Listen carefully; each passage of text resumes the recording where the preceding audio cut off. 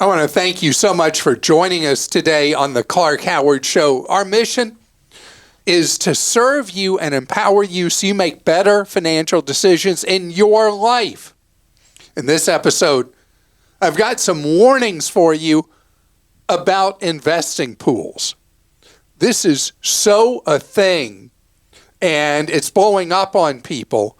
And we got to talk about this where it's pitched as a superior return that's safer than normal investing, and it's just blowing your money apart.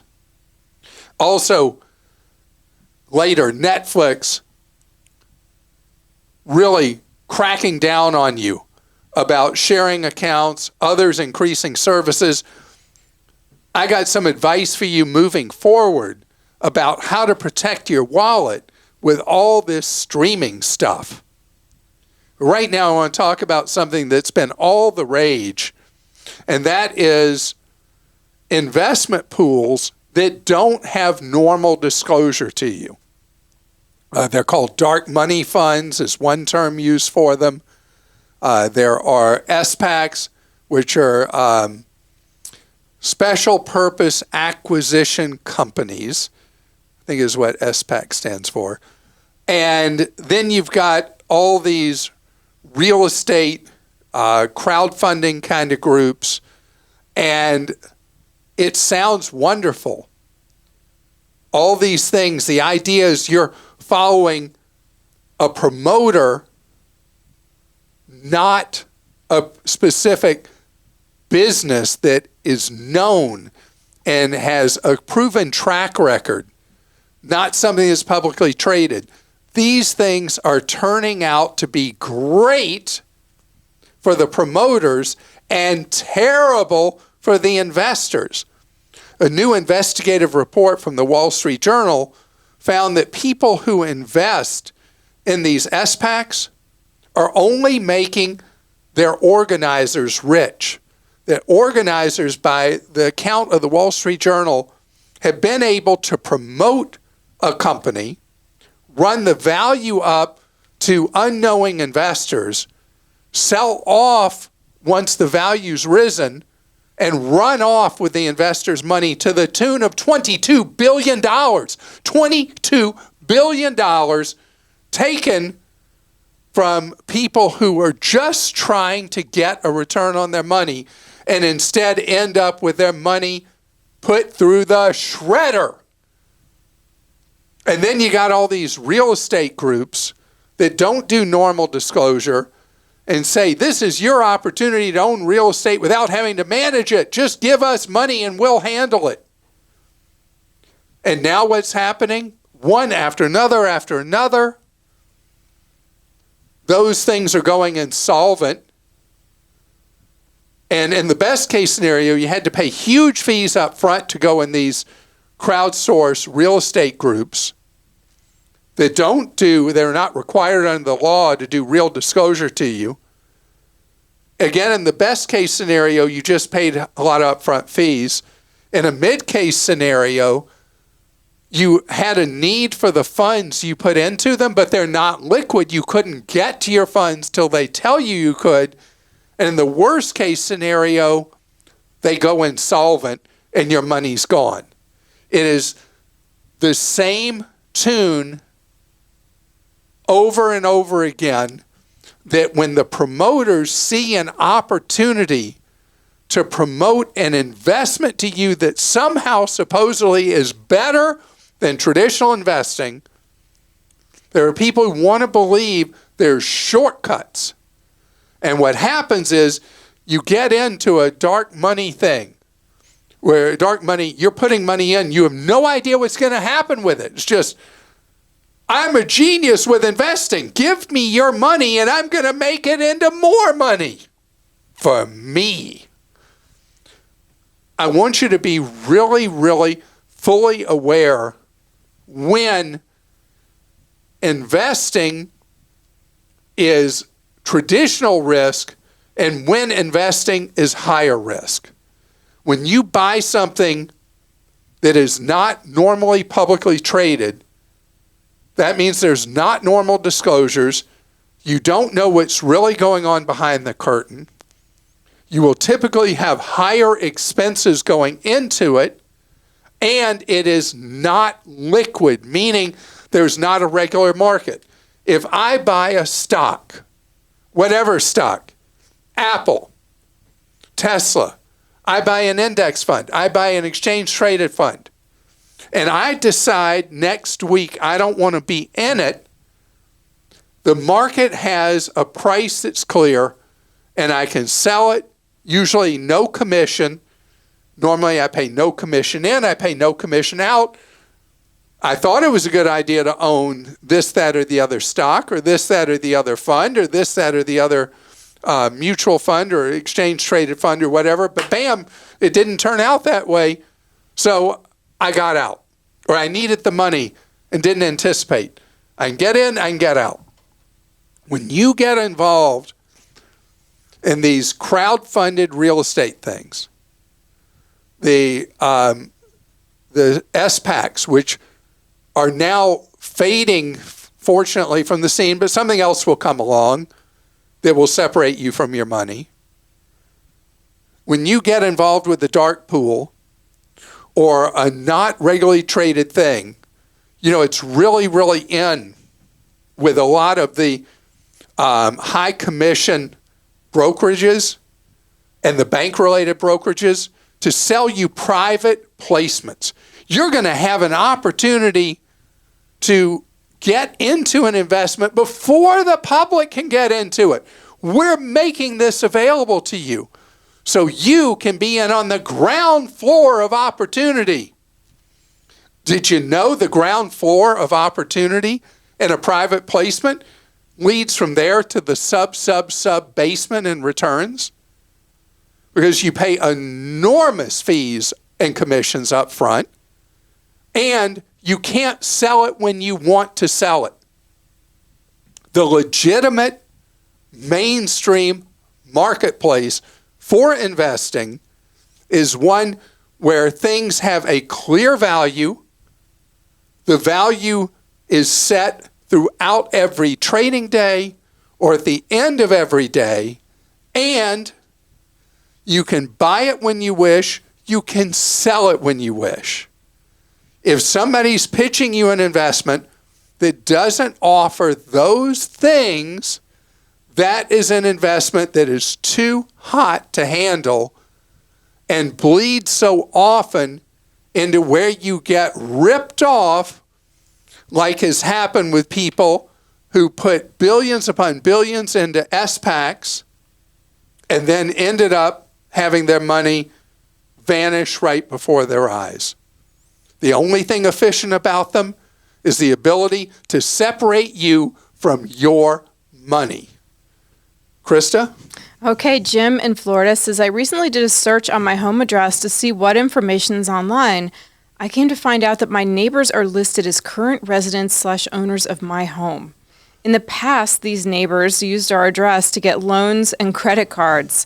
What should I do, if anything, in regards to this situation? So we're talking about, you, Jim, just gave a classic example of when you are in what is often referred to by people in financial security as synthetic identity theft. Someone is not actually using your identity, but they're using aspects of your life as a way to establish themselves to obtain credit or other things that they would not on their own be able to qualify for. So these people are engaging, obviously, in fraudulent activity at some level. Nice You're neighbors. fully aware, that these neighbors are listing your address to apply for credit cards, things like that. So what you want to do is you want to pull a copy of your 3 credit reports. They're available to you free. Equifax, TransUnion, and Experian at annualcreditreport.com. You can see all 3 of them, print them out, and see if there's stuff that is not yours appearing on your credit report where you are what's known as a married file with these neighbors. In the event that anything is showing up of these neighbors as if it is your credit, you then dispute those items with the 1, 2, or 3 credit bureaus that are showing it. The good news is you already know that these neighbors have done some shady stuff. And I want you to set up a Credit Karma account so that you can regularly monitor your credit on a daily basis. You don't need to check it daily, but they'll monitor for you. You can see it at any time. And then if you haven't done so, you and every member of your household needs to freeze your credit files. Very easy to do. I've got a simple step-by-step guide at clark.com/credit freeze. Robin in Florida says, is it worth it to pay for a Platinum Amex if we travel out of the country once a year? Once a year would be iffy. If you travel in addition to that once a year international, you travel, I'd say 6 or more times in a year domestic. You could make the $600, I think it's $695. That's a lot to say. $695 annual fee worth paying. The alternative for somebody who travels infrequently but does include an international trip is the one that many experts think is the best premium travel card in America, the Capital One Venture X card. It's a $395 or $99, something like that, annual fee. But you get $300 back from them for the first $300 in travel each year you book through their travel portal using their card. So it has a net annual fee cost of $95, but has a long list of benefits that even work for an infrequent traveler. The Platinum American Express really works for somebody who travels quite a bit more frequently than you are, particularly people who like really plush premium travel like the front of an airplane. And we have reviews of all those cards written by Nick Cole, who was on yesterday with us on Clark.com. So he goes through all the benefits and what you might think is worth it. I think it's great content. Hayden in Texas says, hi, I'm 22. I just graduated and I have $10,000 in student debt. I plan on paying that debt in full in the next 6 months. After paying that down, I won't have much in savings, but I can begin to rebuild my wealth debt-free. My employer is in big tech, and they offer an ESPP, and the enrollment period is ending soon. Should I enroll in it and wait the 6 months to sell my company stock at a gain, or should I use that extra liquidity I would keep with my paycheck to pay off that debt much sooner than 6 months from now, in 3-ish months? All right. First of all, you're in a hurry in life, I love it. I also love that you're graduating with only $10,000 in student loan debt. $10,000 would not hurt you in life at all for having received your degree. You work in tech, job prospects in tech over your life cycle are going to be great. Tech is a very volatile sector. I would feel fine with you taking longer to pay off the $10,000 than rushing it and getting it paid off in 3 months and participating in the employee stock purchase plan. Know this, that in the tech field, it's so volatile that you could end up underwater in the employee stock purchase plan. You may not make money on it, but it's all part of how the tech field works. Is if a technology company is doing really well, you can end up making a lot more from the stock you are eligible for than making from your paycheck. So if you do go in the field, it's part of it. It makes you part employee, part entrepreneur. And I love for you to participate in the ESPP. And in addition to that, you are obviously somebody who's got great attitudes about money. I want you to participate in that employer's 401k plan as a Roth 401k participant. Or if they don't make you eligible for that, I want you participating in your own Roth IRA, which is a great way for you to put money aside at 22 years old. And the compounding that money will have over the decades, unbelievable. And in a Roth version of either a 401k or an IRA, the money grows tax-free and is spent tax-free way down the line. So that is great, great, great news.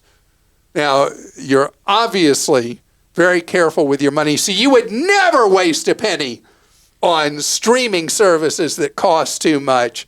And right now, all of them seem to want to grab more money from our wallets. We're going to talk about that. Party's over. Man, these big entertainment companies were dumber than dumb for the last 10 or so years. They were giving away the store to us, giving us video content way below their cost of producing it. And finally, it seems like all at once, like there was a herd mentality to try to grab as much market share as they could for these last 10 years. And now it's like all at once, they're like, this is really dumb. We're losing all this money. And so they're all changing the rules and raising the prices on us and changing how things work. Now, the Netflix thing, Netflix gave us plenty of warning that they were going to mess with us. Netflix, which really popularized streaming, I would say more than anybody else, Netflix, for much of its history, said two things. Hey, the more the merrier. Share your account with your family and friends. And you know what else they said? They said they would never, this is why you should never say never, and I say it a lot. Anyway, you should never, ever have to watch an ad when you're watching a stream, and Netflix will never have ads. Both those things are like, what? We said that? We didn't say those things, did we? So now Netflix is going to household restrictions, meaning that the address that you're at, the IP address you're at, that's where you can watch it. Somebody else wants to watch it, they're going to have to pay. And so you can add on, in certain conditions, you can add on another person to your Netflix plan who is not under your roof for $8 a month. Otherwise, you got to cut them loose. In addition, people who get Netflix indirectly, T-Mobile is an example where T-Mobile pays for people's Netflix. People are having all kinds of problems right now, reportedly, with Netflix who get it through T-Mobile, through their T-Mobile service. And so it's not just them. You got all kinds of turmoil going on. Comcast and Disney are in a Donnybrook fight about Hulu because somehow, some way, they thought it was a good idea to have more than one owner of the service, each with different interests. And they're fighting it out. And, you know, when they're done fighting, you and I are the ones that are going to get bloody. Disney itself just raised the cost of Disney Plus. And so what I ask you to do is sit down with your bills, wherever you bill your streaming services, whether they're streaming on this particular credit card or this checking account, or maybe you have the Tower of Babel going. You got this one billing on this card, you got this one billing on this other, you got this third one billing somewhere else. Why don't you sit down and see what you got? And then think through, are you using these services? If you're not really using them a lot, get rid of them. If you're using them very little, you can go from a higher tier to a lower tier that has, horror of horror, ads. Now, I can tell you, my family is very frustrated with me because I'm downgrading service by service. If they want to keep it, I'm downgrading. If they offer an ad tier, I'm downgrading to it. Because you can run these bills up to where they would even be more expensive than it was in the big bad era of the cable bundle. And so it's really one of those things you can sit back and take it and throw money out the door, or you can attack the problem. Now, let me tell you, you know how I check my bills every month, Christa? Yes. Okay, so there's a streaming service that Lane wanted for a while. And so then there was some show she was watching. She discontinues it, right? Okay, so I go and I sign into the account, and it shows it's discontinued. Why did I sign into the old account? Because I looked on my credit card bill last night, and there was a bill for this for $8.99 for the month. And I'm looking at the account, and it says, I don't have an active account. And then there's the bill for $8.99. And later today, I'm going to call and say, why am I getting this bill for $8.99? Are you sure, like, maybe there wasn't another temporary account set up under a different, because that's happened to me. My husband set up, like, different accounts under his email. You think one of my kids did that? Well, I don't know. Just somebody, I don't know. I'm just saying, like, sometimes they'll use a different email address for a trial period. No? Well, I'm going to find out. Okay. I didn't think that one of my kids would be doing this to me. No, I don't think one of your kids probably did. I don't know. Or I don't know. Lane used her email address. No? $108 a year. Okay. I'm going to stay out of that. $108 a year going down the toilet. But I'm going to get to the bottom of it, do something about it. But on Clark.com, we have a tool you can use to figure out how to most efficiently use your streaming dollars. My favorite that I've been talking about for the last 2 years is more and more content is available on free streaming services that are ad supported. And that to me, I know it goes back to the olden days where video content was supported by ads. But if money's tight in your life, just put up with the ads and eliminate the streaming bills. And we can help you do that at Clark.com. Okay, Charlie in Oregon says, I so enjoy your podcast. My question is, how are you going to watch NFL for less than $249 this year? And on top of that, pay the monthly YouTube fee. So we already are on YouTube TV. And I've already paid the early fee, the $249, because that's the early special to get the NFL. I mean, my goodness. For me, living without the NFL, what would my life be worth at that point? I just am obsessed with NFL football. A lot of people pay that. I mean, I'm not saying that's not a lot of money. It's a lot of money. But you could pay that for a ticket to a game, but you get the whole season. Easily pay that for a ticket to a game. But the season is 18 weeks long with the buys. And so I'm paying, what am I paying, $15 a week for it? It's a lot of money. But it gives you great joy. It's the only time I watch television. Well, there you go. That's why you're going through your bills and saving the NFL. But if you don't have YouTube TV, then you pay $100 more for the NFL for the season. And it's a lot of money. The alternative that I really was thinking about this when AT&T got out of this business and Google bought it. I was thinking, can I just live with what's available on broadcast? And I made the decision for this year, this is kind of like the experimental year. I'm going to do it this next year, and then I'm really going to think about maybe, the experiment would be the following year going without NFL Sunday Ticket. Are there any student programs if someone's a student or anything to get a discount? I don't know. AT&T did that when they owned when they owned NFL Sunday Ticket rights.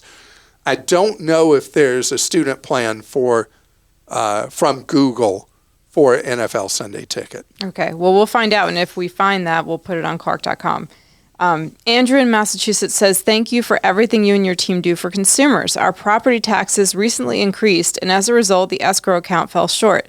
My lender sent me an email letting me know that what the shortage was and offered the option of paying it in full now or having the amount absorbed over the monthly payments for the next year. What's the best option to choose in this situation? Keep in mind we can afford to pay this lump sum now if it were to be the best option? It's really, you're in a situation that the catch up on escrow is not going to harm you. You have the financial resources. So really it's just a matter of what's easier for you. You could pay them the lump sum and know going forward you're going to have a higher monthly escrow just because of the fact that the taxes have gone up. Or you can just pay the higher amount for the next year and then it'll go down some after you've done the catch up. This one is one that's just you pick them because you're not in the situation I usually deal with, which is somebody gets re-escrowed and they can't come up with the money. So count yourself among the lucky ones that you're in this position, and be prepared if home values have gone up significantly where you live. Be prepared that your escrow is going to be, when it's analyzed, it's going to be short, and you're going to get hit with a catch-up year to catch the escrow up, because as the home values rise in much of the country, it then resets your property tax rate, and it's going to be like a blindsided hit. So if you know that your home value's gone up a lot, be prepared that you're going to have to come up with extra escrow money. Nilda in Florida says, "Hi Clark, is CIT Bank legit? I saw online that they have a 4.85% on savings accounts rate." Yeah, CIT is, what they are is they're a consumer lender. They do personal loans as one of their main businesses, and they raise funds by having an FDIC insured bank operation, and having your money in a savings account with CIT, just like any of the other online banks you'll find on our list at clark.com or the list at bankrate.com of the best savings rates in the country. And you should feel absolutely fine, sleep well at night, and earn more money in that CIT savings account that you're looking at.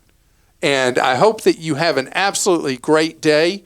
You heard example after example in today's podcast and the questions asked about why our mission is to save more, spend less, and I want you to always avoid getting ripped off. Have a great day.